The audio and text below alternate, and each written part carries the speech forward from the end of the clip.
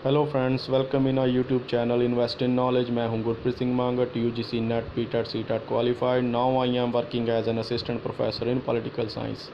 जैसे कि हम इस यूट्यूब चैनल पर आपके लिए कई वीडियो लेक्चर्स लेके आते हैं जो कई एग्ज़ाम्स के पॉइंट ऑफ व्यू से इम्पॉर्टेंट होते हैं। सो आज भी मैं एक नए टॉपिक पर वीडियो आपके लिए लेकर आया हूँ, जो कि अगर आप किसी एग्ज़ाम की तैयारी कर रहे हो तो भी इम्पॉर्टेंट है, और अगर आप किसी एग्ज़ाम की तैयारी नहीं भी कर रहे तब भी भारत के नागरिक होने के नाते ये वीडियो आपके लिए उतनी ही इम्पॉर्टेंट है। सो प्लीज़ हमारी इस वीडियो के साथ अंत तक जुड़े रहिए, आपके लिए ये वीडियो काफ़ी इन्फॉर्मेटिव होने वाली है। सो शुरू करते हैं हमारा आज का topic, which is can Rafale be the game changer.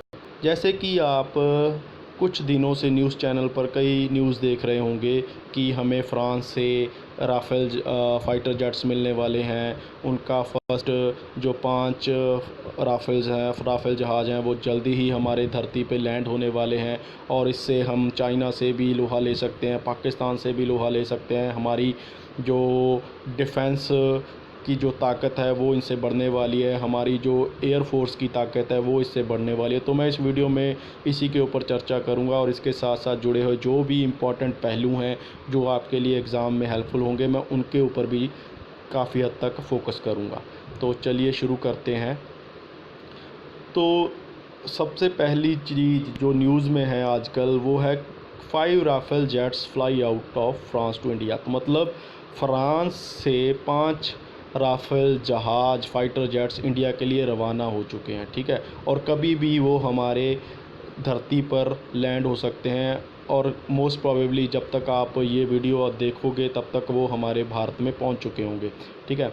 तो ये बताया जा रहा है कि this is the big boost to Indian air power, ठीक है। तो भारतीय वायुसेना के पॉइंट ऑफ व्यू से ये काफ़ी हद तक इम्पॉर्टेंट होने वाला है, ठीक है।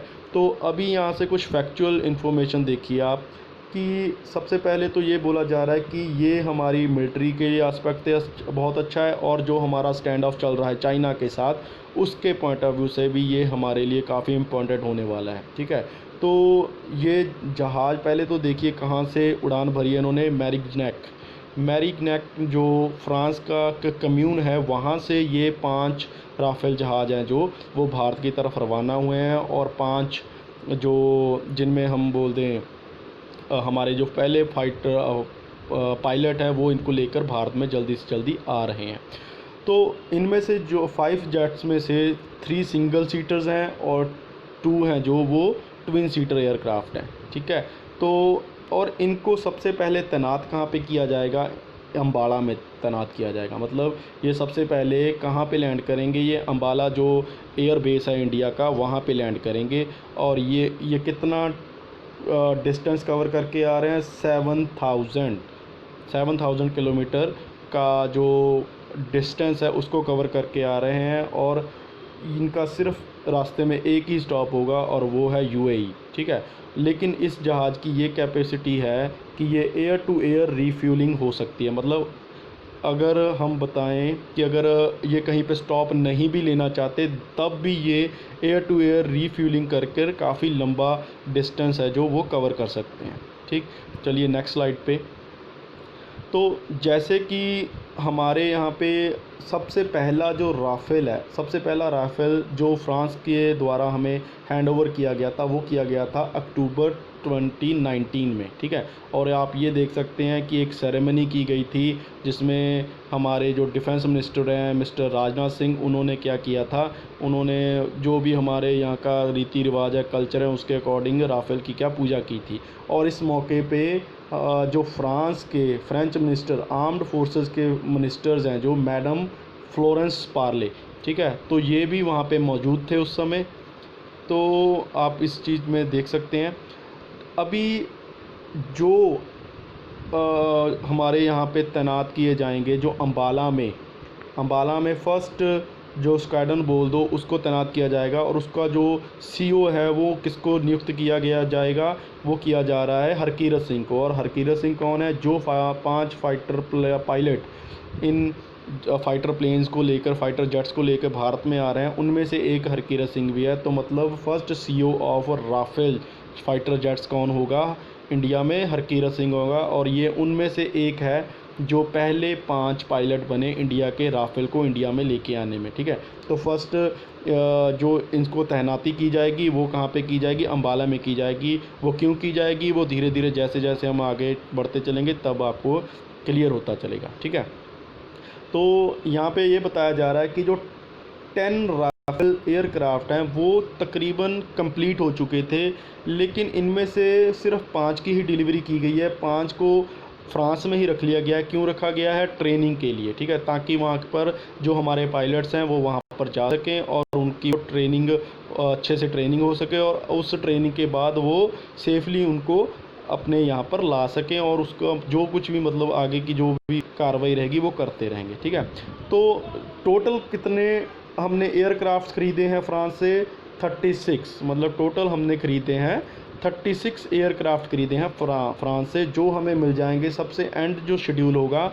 वो हो जाएगा एंड ऑफ 2021, मतलब 2021 के अंत तक हमें सारे के सारे 36 के 36 एयरक्राफ्ट मिल जाएंगे। ठीक है, तो इन जो फर्स्ट 5 हमें फाइटर जेट्स मिल रहे हैं उनको सबसे पहले रवानगी, मतलब जो कुछ भी उनको सी ऑफ किसने किया, उनको किया है जो हमारे इंडियन एम्बेसडर हैं फ्रांस में, जावेद अशरफ उस मौके पर मौजूद थे जब हमारे पायलट वहाँ से ये जहाज़ लेकर टेक ऑफ किया था। ठीक है, अभी मेन क्वेश्चन ये बनता है कि ये जो राफेल जहाज़ हैं, राफेल फाइटर जेट्स हैं, इनको बनाया किसने है। तो ये एक फ्रेंच कंपनी है, फ्रेंच कंपनी डेजॉल्ट कंपनी है। ठीक है, इसके द्वारा ये राफेल जो फाइटर जेट्स हैं ये बनाए गए हैं। और एक चेयरमैन के बारे में भी पूछ लिया जाता है, तो वो चेयरमैन का नाम क्या है, एरिक ट्रैपियर। ठीक है, तो एरिक ट्रैपियर चेयरमैन है डेजॉल्ट कंपनी के, और इनके साथ ही हमारा डील हुई है, और इन्होंने ही हमें 36 एयरक्राफ्ट जो है वो एंड ऑफ 2021 में प्रोवाइड किए जाएंगे।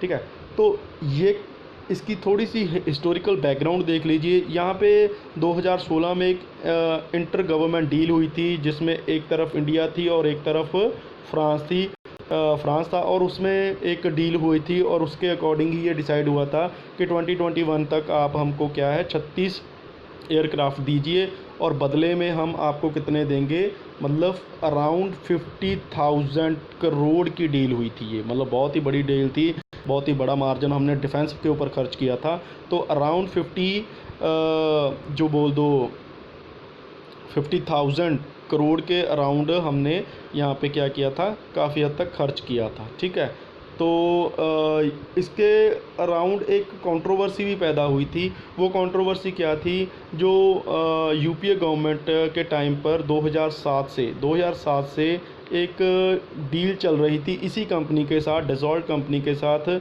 जिसके ऊपर हमने एक टेंडर निकाला था, और उनके ऊपर कुछ कंपनियों ने क्या किया था, अपना रिस्पांस दिखाया था, और उनके अकॉर्डिंग ये क्लेम किया गया था कि हमें ये जो फाइटर जेट्स हैं वो सस्ते में मिल रहे थे।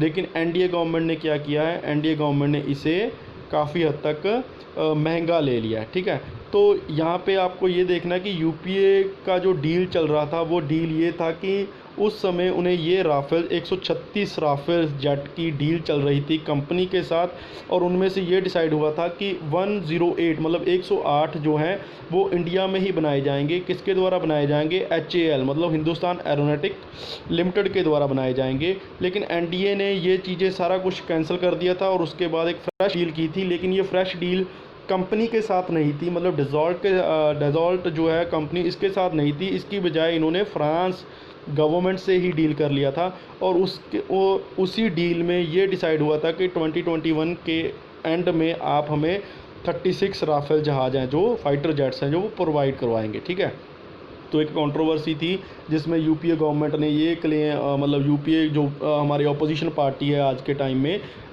उन्होंने ये क्लेम किया था कि एनडीए ने ये चीज़ें ज़्यादा की। सबसे पहले ये इशू उठाया कि इन्होंने था, कपिल सिब्बल ने उठाया था कि हमें ये ही फाइटर जेट्स हैं जो वो 600 करोड़ के अराउंड मिल रहे थे, लेकिन मोदी गवर्नमेंट ने ये फाइटर जेट्स तकरीबन 1600 करोड़ में एक पर ईच के हिसाब से ख़रीदा है, तो काफ़ी हुआ था। ठीक है, लेकिन पिछले साल कैग की एक रिपोर्ट आई थी, कैग की रिपोर्ट ने 2019 में एक रिपोर्ट आई थी एंड में, उसमें ये बताया गया था कि जो एनडीए के टाइम पे राफेल डील हुई है वो अल्टीमेटली 9% कम है।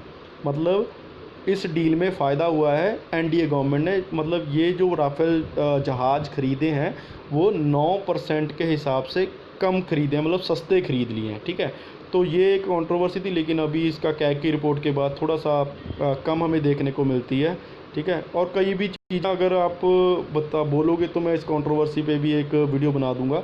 तो अभी बात आती है व्हाट इज़ राफेल। राफेल का लिटरली मीनिंग अगर हम देखें तो गस्ट ऑफ विंड बोला जाता है इसको। गस्ट ऑफ विंड मतलब हवा का झोंका।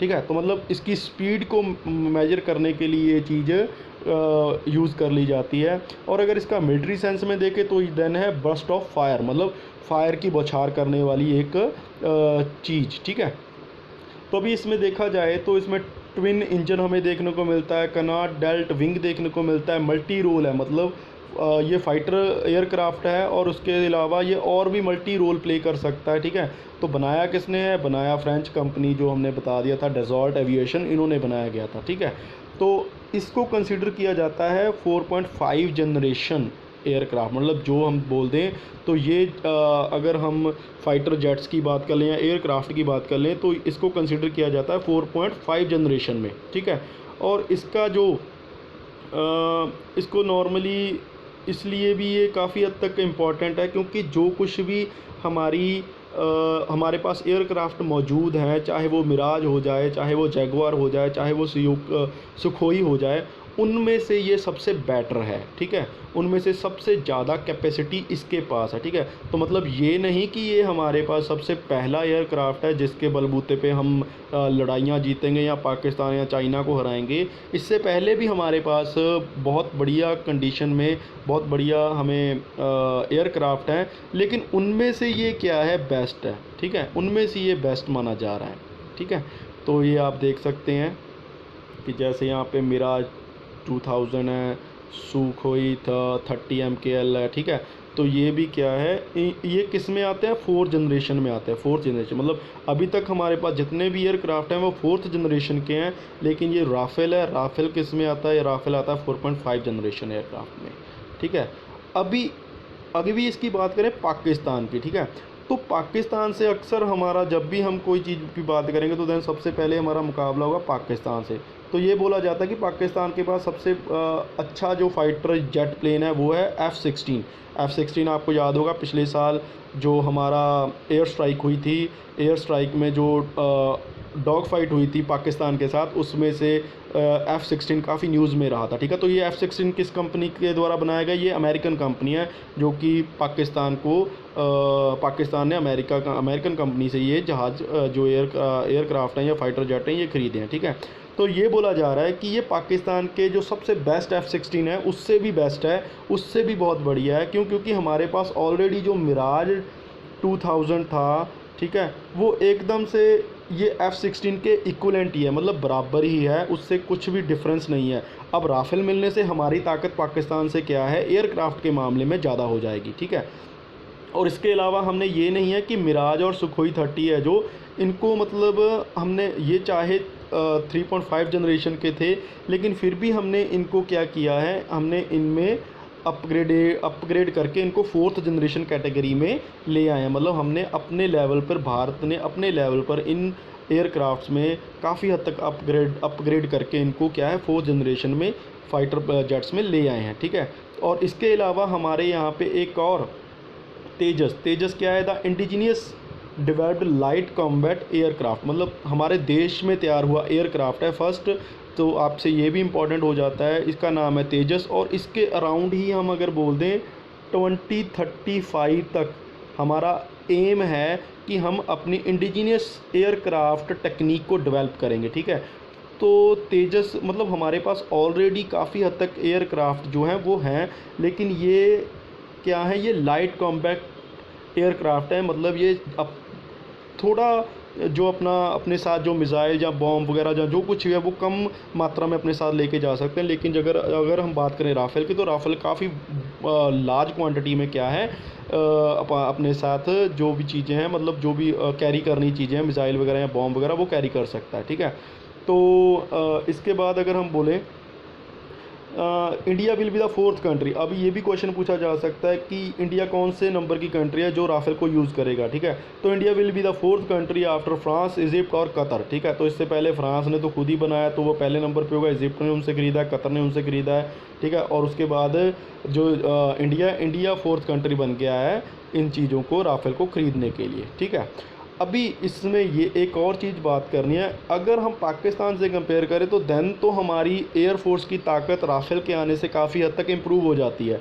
लेकिन अगर हम बात करें चाइना की, तो चाइना से कंपेयर जब करते हैं तो देन हमारी पावर उनसे इंक्रीज़ नहीं होती। क्यों नहीं इंक्रीज़ होती? क्योंकि उनके पास है J-20 जो उन्होंने इंडिजीनियसली डेवलप किया है, मतलब चाइना में ही डेवलप किया गया है, और which is considered as fifth generation aircraft of China, मतलब पाँचवीं पीढ़ी का जहाज़, एयरक्राफ्ट या फाइटर जेट जिसको J-20 बोला जा रहा है वो बना चुके हैं। अब ये भी पूछा जा सकता है कि J-20 किस कंट्री से रिलेटेड है, ठीक है, वो कितनी जनरेशन में आता है, कौन सी जनरेशन में आता है। तो ये चीज़ें क्या है आपके लिए काफ़ी इंपॉर्टेंट है, आप इसको एक बार देख के चलिए।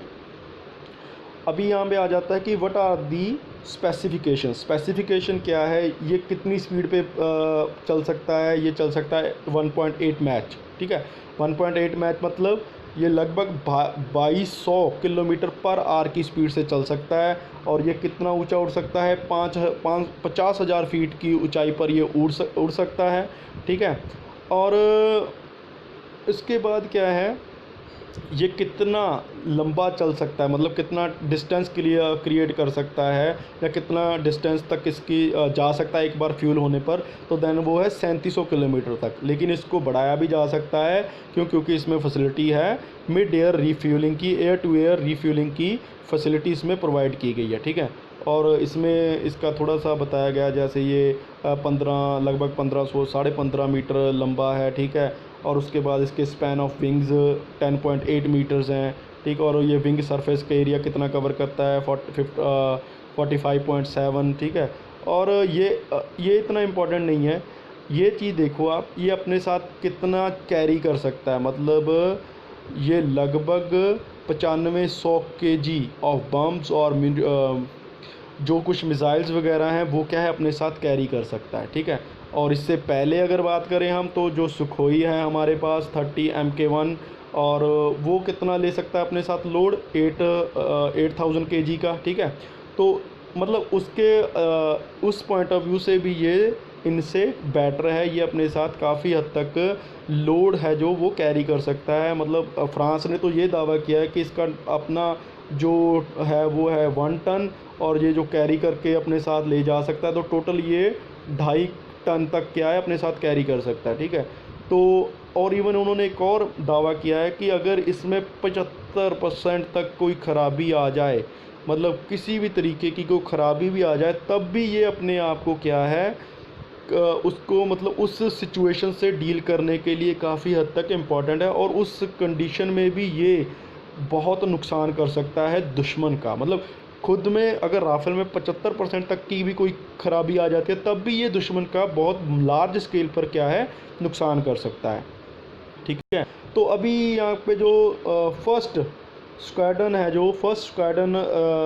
राफेल का है वो कहाँ पे डिप्लॉय किया जाएगा, अंबाला एयरफोर्स स्टेशन में डिप्लॉय किया जाएगा, ठीक है, जो कि बहुत ही स्ट्रेटेजिक लोकेशन है। अगर इंडिया की बात कर लें और पाकिस्तान की बात कर लें और चाइना की भी बात कर लें, ठीक है, वो कैसे मैं अगले स्लाइड में आपको मैप में बताऊंगा। और जो सेकंड स्क्वाड्रन ऑफ राफेल है, मतलब अगर हम जब हमको दूसरे स्क्वाड्रन मिलेगा राफेल का, तो उसको कहाँ पे स्टेशन किया जाएगा, हसीमारा बेस इन वेस्ट बंगाल। तो मतलब अभी तो हम इसको अंबाला एयरफोर्स स्टेशन के ऊपर लगा रहे हैं, जहाँ से हम चाइना के ऊपर भी नज़र रख सकें और जहाँ से हम पाकिस्तान के ऊपर भी नज़र रख सकें। लेकिन उसके बाद जब हम सेकंड स्क्वाड्रन में स्टेशन करेंगे राफेल को, तो देन वहाँ पे हमारा बेस होगा हसीमारा बेस वेस्ट बंगाल में। वो टोटली हम चाइना के ऊपर ही फोकस करने वाले हैं उसको लेकर, ठीक है। तो ये यहाँ पे एक और क्वेश्चन निकल आता है, क्योंकि अभी न्यूज़ में है। तो देन IAF चीफ़ कौन है इंडिया का, वो हैं air chief marshal Rakesh Kumar Singh Bhadauria यहाँ पे क्या है हमारे IAF चीफ़ हैं, ठीक है। इन्होंने ही बताया कि हम अभी नेबर से जो कुछ भी है उससे हमें मोराल मिलेगा, हमारा मोराल बूस्ट होगा, काफ़ी हद तक फ़ायदा होगा हमें, ठीक है। लेकिन ऐसा नहीं है कि जो कुछ भी आएगा वो फ्रांस के अकॉर्डिंग ही चीज़ें, हम इसमें अपने लेवल पर क्या है थोड़ी बहुत ही चेंजेस भी करेंगे, जो कि यहाँ पे मैंने मेंशन कर दिया, आप पॉज करके देख सकते हैं, ठीक है। लेकिन एग्ज़ाम के पॉइंट ऑफ व्यू से इतना इम्पोर्टेंट नहीं है। तो अभी हम आते हैं हमारे मेन चीज़ के ऊपर। तो यहाँ पे क्या किया जाएगा, यहाँ पे राफेल को स्टेशन किया जाएगा, यहाँ पे तैनाती होगी, और यहाँ से 200 किलोमीटर है पाकिस्तान का बॉर्डर और 300 किलोमीटर है चाइना का बॉर्डर, ठीक है। तो पाकिस्तान में सबसे जो नज़दीक है, ठीक है, उसको क्या बोलते हैं, सरगोधा, ठीक है, सरगोधा, सरगोधा एयरबेस, ठीक है। तो पाकिस्तान का सबसे नज़दीक जो हमारे पास एयरबेस है वो है सरगोधा। और इसी तरह अगर हम बात कर लें चाइना की, तो चाइना का सबसे पास जो हमारे पास है वो है गुरुगुंसा,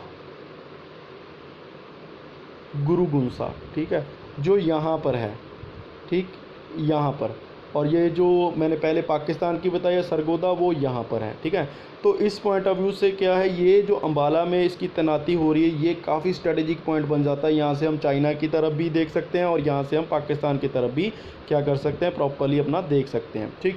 तो यहाँ पे एक और चीज़ यहाँ पे जो बताने वाली है वो ये है कि यहाँ पे हमारे बॉर्डर के नज़दीक तिब्बत रीजन में चाइना के लगभग 3 से 4 क्या है एयर बेस हैं, जिसमें काशगर है, होतन है, नागरी है और गुरुगुंसा है, ठीक है। तो गुरुगुंसा को मैंने बता दिया सबसे नज़दीक है। लेकिन यहाँ पे एक और डेवलपमेंट हमें लास्ट वीक में देखने को मिली थी, वो क्या थी कि चाइना के जो एयर बेस हैं वो इतने कैपेबल नहीं है, क्योंकि अल्टीट्यूड होने की वजह से, ऊंचाई होने की वजह से वो लोड कैरी करने के लिए और इवन भारत के जो रडार सिस्टम है उससे बचने में उनको थोड़ी सी प्रॉब्लम है। और इसीलिए वो जो पाकिस्तान का स्कार्दू